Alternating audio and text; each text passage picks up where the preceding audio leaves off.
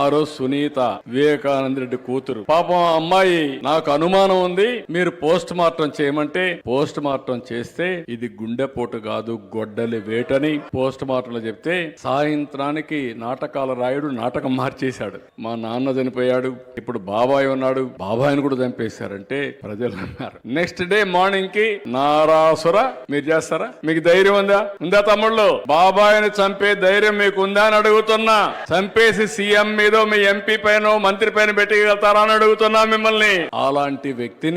అలాంటి వ్యక్తి మీరు చూస్తే మళ్ళీ డ్రామాలు నాటకాలు ఆడుతున్నాడు. కోడికత్తి డ్రామా చూసాం. ఆ కోడికత్తి డ్రామా అతను చెప్పాడు పాపం, కానీ ఆ కోడికత్తి డ్రామా వేసిన వాడికి నరకాన్ని చూపించాడు, ఇంకా చూపిస్తూనే ఉన్నాడు. అదే మరి గులకరాయి మొన్నే ఇంటి దగ్గర మీరు చూస్తే అగ్ని ప్రమాదం అన్నారు. నేను కూడా ఆలోచించా, అగ్ని ప్రమాదం అంటే చాలా జాగ్రత్తగా చూసుకోవాలి, మళ్ళా గొడ్డల వేటు కాకూడదు అని నేను ఆలోచించి ఏం జరిగిందో కనుక్కోమంటే ఏమి సాక్ష్యాలు రావు. వాళ్ళ ఇంట్లో సీసీటీవీ కెమెరా ఉంది. ఆ సీసీటీవీ కెమెరాలో డాక్యుమెంట్ ఇమ్మంటే ఫిగర్ ఇమ్మంటే ఎవరున్నా కానీ తప్పు జరిగితే ఇస్తారు కదా తమ్ముళ్ళు. మీ ఇంట్లో దొంగ వస్తే దొంగ వచ్చాడంటే సాక్ష్యం ఉంటే ఇస్తారా లేదా?